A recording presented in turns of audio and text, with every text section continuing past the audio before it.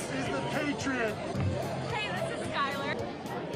My name's the Devil's Reject. I'm the big-time wrestling heavyweight champion, Flex Armstrong.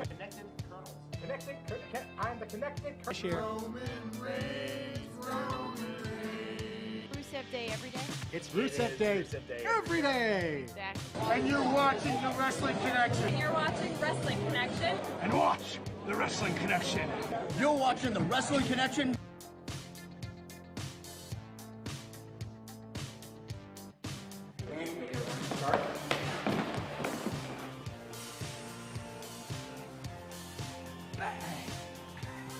I hear that women gain immortality from licking the feet of babies. What? Say. Be connected, get connected, and stay connected, brothers. Allison. Hello, Allison, and welcome to the Be Connected, Get Connected, Stay Connected. This is just a big of course, with the official presentation. Thank you. Get connected, be evil, or die. Moving on. Be connected, get connected, stay connected.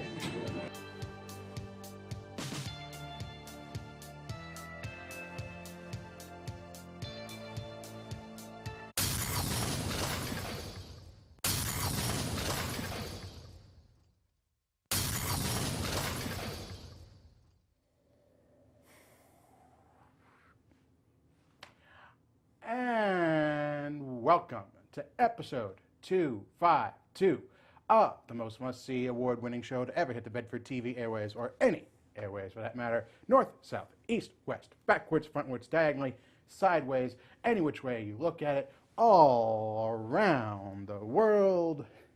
The Wrestling Connection. I'm your host, your connection to wrestling world, the pontiff of the pro wrestling populace, the 17-time king of pay-per-view champion of the world, Mr. Ken Hill, delivering all the news to you in professional wrestling today. And, well, alongside me, well, not necessarily alongside me, but a few feet alongside me, as always, is The Consumer of Wrestling Knowledge, the Legacy Team Captain, breaker of Ken's, multi-title title holder, prize fighter of the Wrestling Connection, which is more important now than ever. Dan Kaufman is here as well, and we are going to be as professional as possible. yes. We got a bit heated last episode, so things got a little dicey, and as the hearts imply. We've talked over the weekend. We hashed things out over the past week. We're cooler heads have prevailed, but just to be on the safe side, just to keep things on a professional level. Yeah, it's still two of us, so we're just gonna get through here, get to Tuesday, get to the Royal Rumble preview. Then, of course, like I said, I'll be off for the rest of the week, attending my stepbrother's wedding in Key West, Florida. So, enjoying some much-needed time off. But in the meantime, we got a lot of news. Now, I mean, like for the first time in a while, we actually have news from WWE. Exactly. I mean, before we tried to make an effort, a concerted effort to focus on other facets of professional wrestling other than WWE. I mean, like the up-and-coming AEW promotion. But really, WWE Raw provided some very unique changes, some critical changes going into the Royal Rumble pay-per-view. Coming up not this Sunday, but next Sunday. All right, so Nick Giglio, of course, in the studio today. Nick, can we have the first photo, please? Finn. Of course. Yes. So Braun Strowman has been removed from the title picture for Royal Rumble. Spoiler alert. There's conflicting things saying one, he's not fully clear. Another one saying that the plan is they don't want him to lose too much to Brock Lesnar to try and make sure they keep his air of winning. Which begs the question why they had him lose in the first place. But yeah. Anyway. But regardless, instead, now we had a fatal four-way to determine who the number one contender is going to be, and that was none other than the man who was supposed to face him last Royal Rumble, which is Finn Balor. Exactly. So So basically, to start out Raw, we had Strowman and Corbin, and he had an encounter. Strowman was basically chasing Corbin. Here comes a limo. Braun initially assumes it's Lesnar and Heyman showing up to the arena, wrecks the limo, punches the window in, does typical Braun things. It gets to the point, it's professional wrestling, folks. It gets to the point where we call Braun destroying and maiming a limo typical Par for Braun. the course. Par for the course. Unfortunately for Braun, It was Vince's limo. Vince McMahon. Ew. And since Vince now has much larger authority in the show, he has decided to not only fine Braun $100,000, but he also has removed him from the match at Royal Rumble. I mean, we're talking about a company where apparently you can headbutt and frog splash your boss and more or less get away from it outside of a Hell in a Cell match with his son. Yeah. But God forbid you punch in his limo window and tear off the door, you get $100,000, Buster. Mm-hmm. Pro wrestling, folks. That's how it is. So instead, we have Finn Balor now being announced to be the #1 contender. After winning a fatal four-way match with versus John Cena, Baron Corbin, and Drew McIntyre.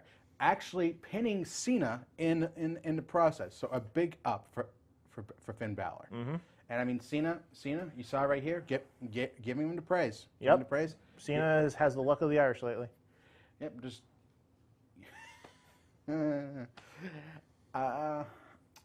But yeah. So now the real question stems is, most likely everyone thinks Brock's gonna go over easy on this one. Exactly. So if are we possibly looking at the Demon making an appearance to actually make things a little bit of an even playing field? I think even then, if you see the Demon show up, now here's the thing: the Demon is a great, alter ego to Balor's gimmick. But the problem is, as we saw in NXT in his rivalry with Samoa Joe, it's not completely infallible. Yeah, he can lose. So, I mean, that's what I'm worried about. I mean, here's the thing: if it just ends up being Balor versus Lesnar, it'll be a great match, no doubt. But I mean, when Brock's motivated and he's put up against a very credible opponent like Balor, he can put on a good to great match. Mm-hmm. There's no doubt about that. It's not just suplex, F5, call it a day. Where's my check? No. I mean, we've seen in past matches with Styles, with Bryan at Survivor Series the last couple of years, he can put on a great match when asked to. Seems to do better with little guys that are much faster and cerebral. And, so can, can handle being dropped on their heads, apparently. Yes. Very true on that. Yeah. So, I mean, even if the Demon comes out, I'm just worried that that's not going to really make a whole lot of difference right here. So I think they just need to keep this a straightforward match. I mean, you don't want to risk any credibility to his Demon character, which has been undefeated since coming up to the main roster. So you don't want to chance that just in a throwaway match against Lesnar. Now, here's the thing: if the Demon does come out, there is a slight chance, however minuscule, that he could. I mean, they could pull an Eddie Guerrero here from 2004. They might have him go over. I mean, you have someone like Braun who's been ousted from the championship scene yet again. I mean, there isn't a whole lot that would stop him from, say, pulling a Goldberg, coming in here, waylaying Lesnar, leaving him prone to Balor, pulling off the huge upset and winning the Universal Championship. Mm-hmm. Now, at the same token, Braun, they could try getting Daniel Cormier if they really try. But the thing is, there are no rumors or talks of Finn Balor being the champion into WrestleMania. Really, the only rumor concerning Finn Balor in WrestleMania is The Undertaker. The Undertaker. Now, which would be a great idea. And if they actually put him over with the Demon on that one. You save the Demon from the Royal Rumble, but you bring him to WrestleMania. You establish him as that new supernatural gimmick that seems to be indomitable, unbeatable. So that by the time someone actually on the main roster does overcome the Demon, it puts them over that much more. Because you overcome probably the strongest, darkest part of Finn Balor's psyche. Very true. So there's a lot to look forward to for the Royal Rumble. The Royal Rumble's looking pretty stacked. It is. I mean, and that's unusual for a Royal Rumble, because usually you only have the Royal Rumble match, or in this case, matches. You have maybe like a couple of big title last matches. year it was Brock Lesnar versus Braun Strowman versus Kane. That was a nothing match. We already knew that was a throwaway match. So I don't know about you, but I'm feeling awfully small for some reason. Sounds about right. Wow. Okay. Yeah. Nick, could you like unshrink me here? So, Thank you. so yeah, we got Finn there. What else do we have? What other news do we have? So really the other news, and I know we said that we'd try to stay focused, but this actually has to do with both WWE and AEW. So basically there are a number of names that have been rumored to be departing once their contracts are up with WWE. They've been requesting their releases with WWE, Yes. so they can go sign on with AEW. Now, among those names, among the rumored names, we have Mike and Maria Kanellis. Yes. And of course, we also have the Revival. Revival. Those are the big four names: the Revival Right. and the Kanellis Nick, couple. can you fire up the photo, please? The rumored names.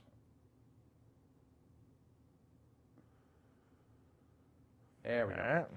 All right. So with the Revival, it's been particularly frustrating road for them since coming up to the main roster. Of course, They were constantly headlining like the best matches on the show for NXT.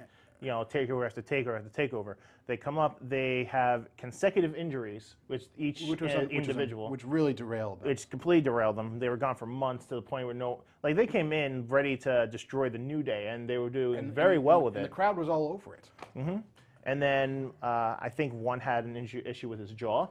Another had an ACL injury. So I mean, really, it was just one unfortunate circumstance after another. And then by the time they finally make it back to the roster in early 2018, no one's taking these guys seriously. I mean, you would think this is a team tailor-made for someone like Vince, someone old school, to get behind, to push, and yet he made them out to be as much jokes as the rest of the Raw. Instead, he gave them the Ascension route, which is you're going to get over by jobbing to all the old timers. And getting beat up by all the old timers. That's just the way it went. They got beat up on Raw 25. Ascension is now a joke. They're a joke team. They're never going to win the belts. No one's ever going to see them winning the belts. The Revival were a chance for something fresh, and instead they're putting it down the same route.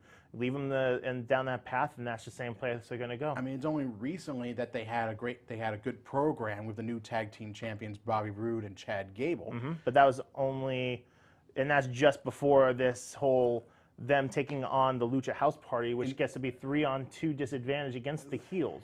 Right. So, I mean, again, that brings up the question, who is really the heel in that environment? I mean, the guys who were just trying to wrestle and just trying to make a living and trying to win, or the jumping bean luchadors who were basically using their own ridiculous rules to their advantage. Like you said, organizing 3-on-2, 3-on-1, 2-on-1 handicap matches, which made no sense. Very true. At least if they are given their release, if they go to AEW, they have a built-in feud already there waiting with the Young Bucks. Exactly, because I mean, what FTR. feud. Yeah, we're keeping it PG. We're not telling. You can figure out the abbreviation for yourself. If you type in Young Bucks Revival FTR, you'll know what we're talking You'll about. get the idea. So yeah, exactly. And I mean, it's just they've been so underutilized. It's ridiculous. And speaking of underutilized, I mean, you're talking about Mike and Maria Kanellis. I mean, they were big when they were back in Impact. Back in Impact and Ring of Honor, and even for a brief time in New Japan. But I'm sorry, if you're looking, like you said, if you're looking for the definition of underutilized, there's the dictionary, there's the picture right there. They came in with the Love Ballad intro. You know, the fact love conquers all, and then Maria's gone with a pregnancy, and then he has an addition issue that he overcame. He had drug issues, and he had to go away. And then you never saw him again. And here's the kicker: he wasn't doing like going to rehabilitation centers. He was rehabbing when he was on the road, according to Maria. This is coming straight from Maria, who said this on Twitter. Mike has been rehabbing with me on the road. He hasn't been taking time off. He's been working through this. So basically, okay, WWE wasn't even like paying out to have him rehab. He had to do it on his own merit, on his own time, from his own wallet. And then when he finally came back, after he finally got through it, lost a bit of weight, was a little bit slimmer, he went to 205 Live. Because everyone keeps saying, "Where's Mike?" All we ever see him is backstage segments where he's trying to break people up. Same thing with Zack Ryder. You know, you never see him anywhere except a backstage segment where he's just an extra. Yeah, how many? Let's do a fact check. How many on-screen matches did Zack Ryder have in 2018 on Raw? In a singles match, 0. In a battle royal, 1. There you go. And for Mike Kanellis, it's even less. Even less. And Cody's actually been polling on social media to have Zack Ryder in AEW. Yep. Just another underrated talent. So many Cody names. in particular fully understands how it feels to be underutilized.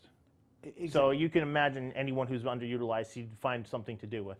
And I mean, to paraphrase something CM Punk said, it's funny that these guys, I mean, Revival in particular, and let me focus on Revival for a second, that they got one foot out the door, and suddenly WWE is bending over backwards. You know, like I'm not even sure they're bending over backwards. They're just saying, okay, we promise things are going to change for you guys. We promise things are going to get better. Okay, entering them into a program with the tag team champions is one thing. Actually, have them win the championships, having a primetime spot on the flagship show, that would be the big change. So, Chris Jericho could tell you 100% that when he was about to leave, they gave him a championship just to appease him. Just to keep him placated. They haven't even done that for a Revival. No, they haven't. So it's gotten to the point where they don't even really know how to keep everyone. If they say we wanted to release and WWE goes no, they could pull a Neville. They could have him sit at home, sit out their contract, pay him not to do anything. They could do the same thing with the Kanellis. Mm-hmm. Sad but true. And then you had to wait, just like Pac waited until he got back to Dragon Gate. And now, hey, Pac's at AEW, so he waited it out and got there. Exactly. So, I mean, even if WWE decides to have everyone wait out their contracts, if they just refuse any deal they put their way, eventually they're going to end up in AEW one way or the other. Mm-hmm. I mean, look, AEW is going to happen, okay? And these people, I mean, unless you treat them better, unless you give them some freedoms during their time in WWE, they're going to get sick of it. Eventually, the money's not going to be good enough anymore. It doesn't matter how much you levy their way. Very true. Some people, especially in an industry like professional wrestling, they value creative freedom as much as they do money. Mm-hmm. Jericho said himself, it was never about the money. I mean, WWE levied him a pretty damn good deal from what Jericho said, but ultimately he signed with AEW because there's just far more potential. Very true. What role was he going to have in WWE other than just they give him back to the list. Jericho. Yeah, exactly.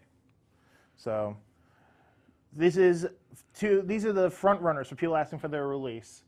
So now we're gonna have to keep an eye out for more people who might be doing the same.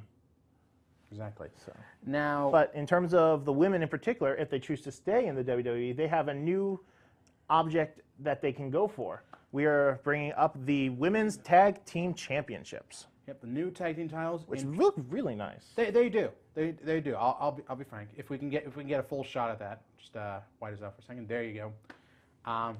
They do look beautiful. Mm-hmm. I'll give them that. It's nice to see a belt that doesn't have the WWE branding all over it, and it doesn't look like one of those pennies that comes out of the make your own penny machines. Mm-hmm. Yeah. And so anyway, okay, we got the new women's tag team titles announced this past week on Raw by Alexa Bliss. Alexa announcing that at Elimination Chamber, we will have a first ever women's tag team Elimination Chamber match. So you have 3 teams from Raw, 3 teams from SmackDown. Last team standing is the new women's tag team champions.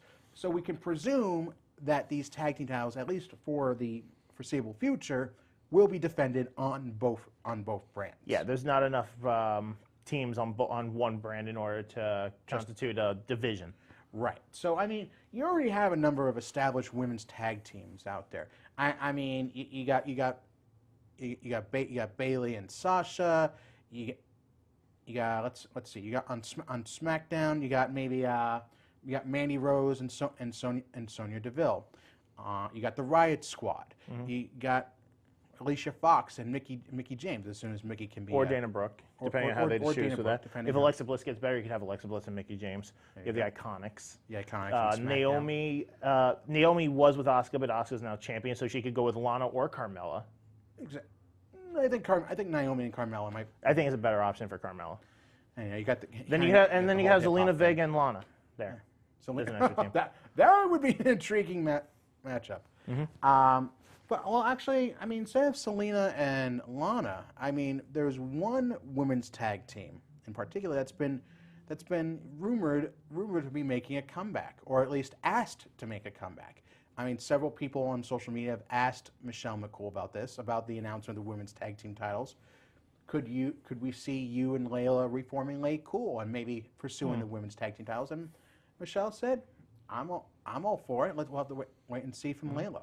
We also had the talks about Trish and Lita would love to try go for those if they decide to come back. I mean, so you have a lot of veteran names that could throw their names into the hat here. I mean, not necessarily being the Elimination Chamber. I mean, Trish and Lita. No, those will be like specialty matches. Yeah, I'm sorry, Lita doing a moonsault from one of the top of the chamber. Yeah, there's no point winning the belt if you can't stand later. Exactly. But no, you have a lot of veteran teams that could step up later in the year to compete and help put these tag titles on the map. Really, give them an establishing moment. Yeah. So I mean, there's a lot going on. I mean there are some big changes coming here. Now I'm not saying everything's changing. So but WWE has delivered on a couple of interesting changes. It remains to be seen what really comes of them. Very true. All right. So I mean we got a stacked Royal Rumble. So you and I are going to have a lot to delve into next week. I mean, we got the women's tag team titles, which will be decided Elimination Chamber.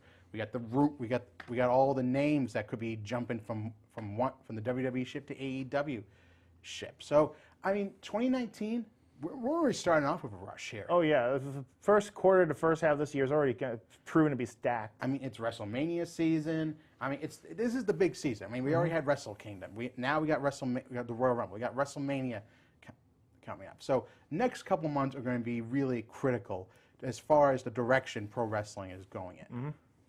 Be interesting to see. Now, like I said, and I mean Royal Rumble. I mean, doing the paper preview next week. Now, originally, just a small note before we go off for this week. I mean, originally, it was just going to be Dan running the show. I would have thrown my picks in, and I would have just called it a week and said, okay, I'll see you guys the week afterwards. But Nick was nice enough to come up with the idea just to move the show over to Tuesday, and Dan convinced me that be a good idea. So look, I knew the whole vaunted attendance record was going to come to an end at some point. I guess I can appreciate you guys didn't want to just end right out of the blue. I would rather just end it on my own terms when I had to step down as full-time host. Yeah, sure. I mean, it is what it is. It's not for me to decide when you're supposed to step away. I mean, it would have been nice giving it a fresh coat of paint for a change, but whatever. We'll have the show Tuesday like you decided, like Nick offered. It's what it is. A fresh coat of paint? Well, Look, not for nothing, but I've been trying to get this show, fresh here, fresh there, and it's had the chance to have it just for me, which would have been something no one's seen. It would have been something really nice, but instead we're going back to square one, going back to the the stale old brand of you just taking over the show as you normally do. It is what it is. Hey, I had no problem leaving things in your hands. That's not the point. Okay, I mean, you guys, I had no problem. Okay, for going, missing a show for the first time in forever. I had no problem doing that.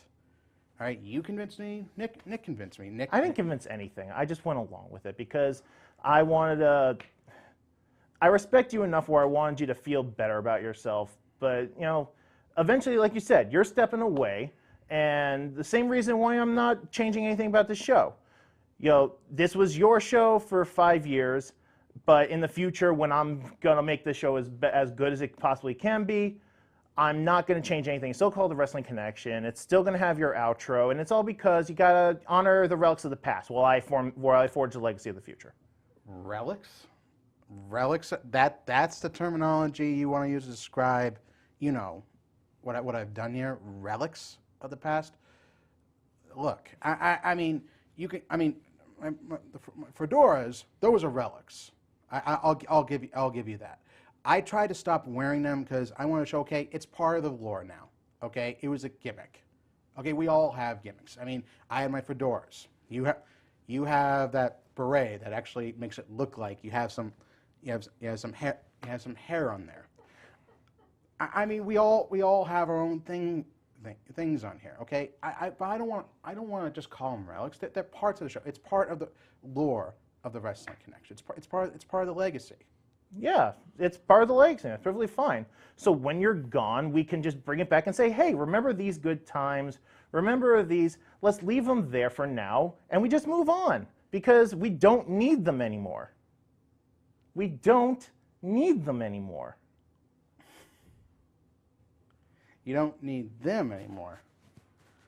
It's funny. You say that I'm always welcome back once I step down, yet you can't wait for me to have one foot on the door before staking your own claim on this show. Here's the thing. I already made it clear when I stepped down, this is all you. Okay? You already shown that you have all the passion in the world. You already shown that your passion matches or even exceeds mine. And that's saying something. I've been a fan of this for over 18 years. Okay? 18 years. I've never had a passion sustained for that long for anything else. Not for announcing, not for journalism, not for anything else. Okay? This has been it. This has been my passion. You can almost say it's my mistress, almost. I mean, the fact that I've been at this for 18 years, the fact that I've been at this show for 5 years, shows you how dedicated I am. You're right. You've done this for 5 years. And I also, behind the scenes stuff here, for a good chunk of it, you had to be talked to. Why are you just dragging your feet? Why are you seeing this as work? And yet, I stand to differ. I don't think you saw this as work. I think you saw this as a burden. Because I was the one doing the work. All right, look. Let's just cut to the quick right here. All right, I admit there were some times where I saw this as work, as a burden. Were there some weeks where I preferred not to have come in? Yes. I'd rather not have come in. I'd rather taken a show off. There's some weeks where I wasn't feeling it, where I didn't feel like coming in. You've been there, okay? There have been times where you've had to take a week off because of something that happened in your life, okay? And I never held it against you, okay? I never held it against you when you needed to take a day off because you had a shift or you had something going on with Allison. I said, you know what? Go ahead. Do what you need to do. I'm fine with it. I can run the show. It's not the first time I solo hosted. Hell, for probably half the episodes, I've done things solo. Okay? I hosted one. And Nick hosted one. Okay? Brian hosted one with me. Hell, Julie hosted a show with me. Everyone had a piece to play in this. It's not like I went out begging and pleading to have a co-host. People offered to chip in from time to time. Not begged for a co-host. I'm sorry. The first time you came to me and you asked if I'd like to try it, I said, sure, I'd love to. I had a bit of an issue, unfortunately, so I couldn't come in. I couldn't talk to you about it. And when I told you why I couldn't be there, you showed up and you said, I need a co-host. I can't keep doing this solo. And every time I thought I had one, something happened. You begged me to be here. And that's the point you seem to be missing, okay? I understood why you couldn't come in, okay? Like I said, I totally got it. It's just that I needed someone who could be committed. I couldn't ask that of Zach. I couldn't ask that of Julian. They live over an hour away. I couldn't ask them to drop what they were doing, whether it would be work or their relationships, whatever was going on in their lives, to come in and do the show. Eventually, it came to a point where I said, okay, guys, if you need to move on and do your own thing, I understand. I understand. That's one. The old me would have just said, see ya, bye, okay? Good riddance. Okay, this show has actually taught me more about responsibility and understand the pressures of leading people. Okay, I've had to understand that sometimes you have to make the sacrifice. Sometimes you have to bear the weight. And that's something you're going to have to do when I step away from here. And I am perfectly fine with that. I was ready to do the show solo, then all of a sudden, once again, you're like, no, no, no. Because when someone just brings up the idea of you can come back, you're like, your eyes widen, they sparkle, because once again, you get to be the center of attention as you keep droning on about nothing. And yet I get people from Bedford and outside of Bedford saying how much they appreciate me, and yet you barely give me the time of day to talk. I barely give you the time of day. I'm sorry, who's the one that comes in every night after work? And we're not talking about, oh, like an afternoon shift. I'm coming in around midnight, 1 o'clock, where I could easily be at home fast asleep. I come in every single day during the week to talk to you, to talk shop, to talk about what we're going to do. And you say I heap things on you. I'm sorry, did you design the website? Did you design the social media pages? Did you go around procuring votes this year for Viewer's Choice Award? I'll admit, I went around to every single coworker I had. Hell, I went to the shop steward of my union and begged him, please let people know about the Viewer's Choice for Bedford TV. Vote for the Wrestling Connection. How do you think we won? How do you think we won in a landslide? You think it was just because all of those, 5, 6 people that come in and say, oh, hey, I've seen you on TV. You think those people got us voted in for Viewer's Choice? No, because I do the hard work where it's needed, where it's essential. Okay, so it has nothing to do with the show itself when you have segments or background clips or getting the show set up.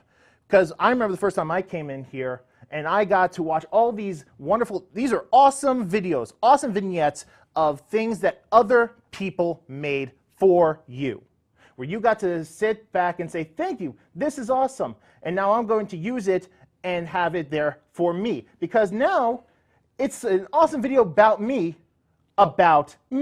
Oh no, really, you seem to forget about the fact that I said it was for the show. That I also admitted that, okay, video design and editing is not my forte. Writing is. Speaking is. Okay, I admitted I need help. The logo that's sitting right behind us right now, guess who designed that? My other good friend, Rob Price. Okay? And I asked him to do that. He didn't have to. Okay? If it were up to him, okay, you know what? I could have just whipped up something, haphazard myself if I wanted to. He did something nice for me. Everyone's done something nice for me. I didn't have to beg or plead him to do it. They did it because you know what? I said when it came to this show, do what you want. Okay, come up with whatever videos you want, whatever pictures you want. Hell, I mean, I've seen enough cats in astronaut suit pictures from Greg. He was goofy enough to take things off on a whole nother tangent. We had the dancing pen. You think I came up with that? You think I asked him, oh, hey, can you put a picture in of dancing pen? No. I let people do whatever they want on the show. That's why people love doing the show. That's why Nick loves doing the show. It's why Greg loved doing the show. Why Julie? Why everyone did. They got to express themselves. That's great, and I'm glad they did. And it shows how much we care about the people. We do care, but you know what? This whole resolution that you have about the show being self-sustaining where no one needs to worry about it, that's on me, not you. Because I'm the one who comes in and now, so other people can take care of the things they need to do because we're not the only show here. I'm the one going back there and getting the mic set up. I'm the one setting up the desk. I'm the one making sure the videos are in, the pictures are in, the mics work just fine, and I'm making these new videos. I made the new intro, which I went out to an actual local wrestling event to get those people to chant, to call for us and tell us to watch us. I'm the one who's making these new things, comparing WWE and famous movies for the Consumer's Query. I'm the one who keeps making all these things. I've done more in 1 year than you've done in 5, because you might as well call me the CM Punk of this show, because I'm in here before you, I leave after you, and I do the things that you don't, because I'm going to make this show what you never could. Good. Good. Okay, Mr. Punk. In the 5 years I've done this show, 5 years, let this sink in. First year, front page news, Bedford Minuteman. Second year, 100 episodes. First inductee into the Centennial Club of Bedford TV for breaking 100 broadcasted episodes. Wasn't done before me. Then 200 episodes. 23rd season. The ACM Award for Best Professional Talk Show in the Northeast region. And although the plaque will say Ken Hill, Zach Martinkus, and Julian Warren, Zach and Julian admitted it should have just been my name because I made it happen.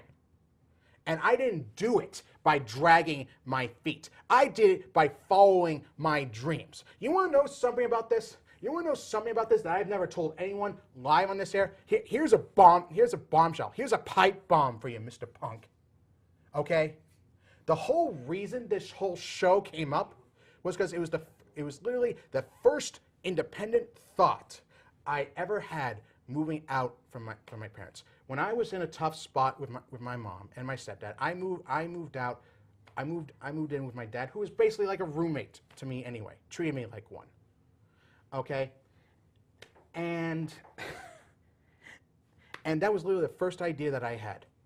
Okay? That people always got on my case because, like you said, I always dragged my feet. I need to have people providing opportunities for me. I need to have people opening doors for me. But this was the first idea. And you know what? If it hadn't been for that one fateful day where Brian Dorrington walked in and asked me, I wouldn't have known what to do with it. Maybe a podcast, maybe a blog, who knows? But he asked me to come in, said, just go for a half an hour. Just talk about your passion for pro wrestling. Talk about the first thing that comes to your mind. I did. I talked about Austin, McMahon, St. Valentine's Day Massacre, 1999, and history was made. And since then, okay, I've done everything I can within my power to make this show great. Not me great. This has never been about me. This is about letting people into my world, exposing myself to the world like a raw nerve. I didn't have to do that. I could have just hid in a nice little corner of the internet, put on a nice little anonymous wrestling blog like all the other million blogs out there. Instead, I put myself out there for everyone to see. I didn't have to do that, but I did. Because that's how passionate, that's how determined I am to make it in this world, to make it to WWE, to be a professional wrestling announcer. Because that's what I want to do. That's my dream. It's my passion. And I'll be damned if I let someone who I've come to consider a close personal friend in the last year tell me that I drag my feet through something that I love. Like I said, were there some days where I didn't want to come in? Yes. But guess what? I came in. When I had strep throat, I came in. When I had mono and my throat was swollen, I could barely get a word out, I came in. I went through 2 breakups, the same woman, and I still came in. When I came in with about half a dozen ice packs strapped around my swollen leg, when I didn't even know it was a DVT, when I didn't even know it was a blood clot, I still came in and I put on a great show, despite the pain. Despite not knowing that if it had gone a few days more, I might have lost this leg. That's what I know. That's what I've done to make this show good. That's what I've done to make this show great. I've done it at my expense. Not for me. I've done it in spite of me. So don't you or anyone else ever tell me that I'm not passionate, that I drag my feet, because I have done more in 5 years with this show than you'll do in your entire lifetime. And, oh yeah, Mr. Punk, you'll make things great? Okay, yeah, let's see. What did CM Punk do? What did the real Mr. CM Punk do after he left? Yeah, oh yeah, he took a $500,000 payday to get knocked on his ass for two times. And what has been made heard of him since? Oh yeah, he gets people chanting his name every year. But he's never coming back. He's never coming back. So what happens when you fall on your face? Does that mean you go away and never come back? Because maybe that'll be good for business.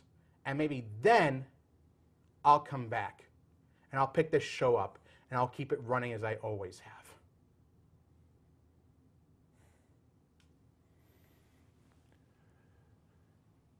that happens, the show's going to die. Because you need to move on with the times, not stay stagnant with the things that maybe you started with but just didn't know how to improve.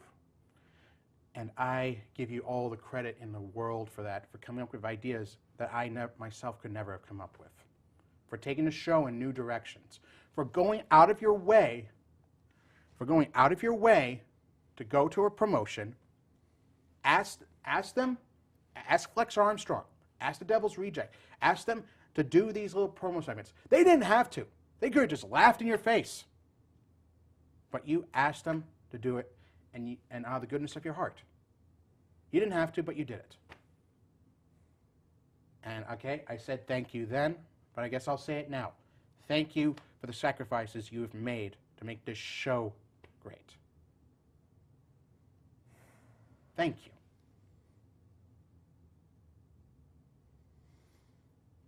And maybe that's, and you know what, maybe that's my problem. Maybe that's my problem. Maybe that's what this all boils down to. I mean, okay, in all the time I've been doing this, I mean, people come up and tell me how great the show is. Everyone here has told me how much fun they have doing the show, but no one's ever just come out to me and said, thank you, Ken, for making me a part of this. Thank you for letting me into your world. I've always said thank you to everyone. I said thank you to you. I said thank you to you, to Allison, to James, to Sabrina for doing the makeup, to Nick and Greg and Julie and everyone else, and Brian and Zach and Julian. Everyone has been with me throughout the years. Thank you. But I guess that I've just never gotten one in return. And maybe that's what's eating away at me.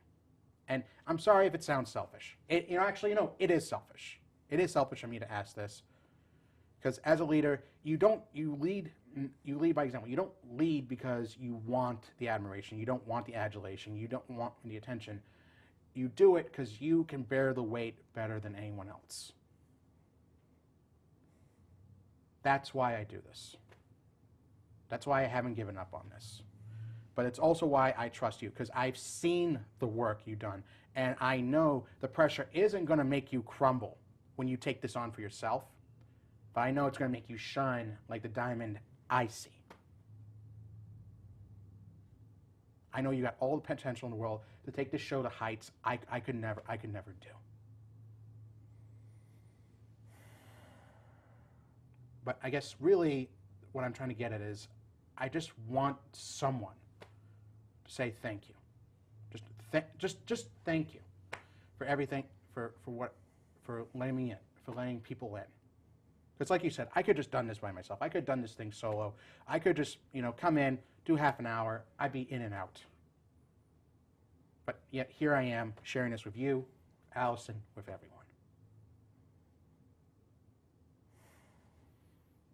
But I guess we're at the point where I suppose a thank you is out of the question. The things we've said. I guess I can't really expect you to just come out and say thanks. So you know what? I'm just going to, before things get out of hand here, I just want to... Thank you.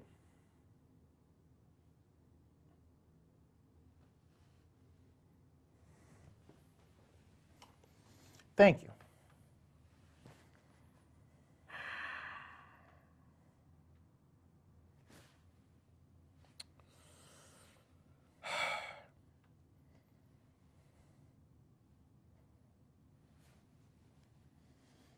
For leaving.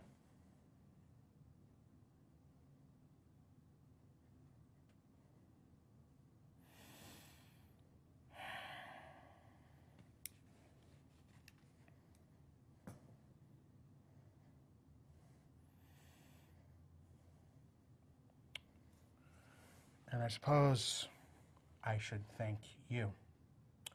I suppose I should thank you for giving me the motivation to do something I thought I'd never have to do.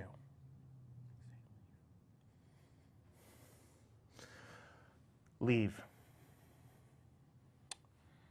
No, not that. This.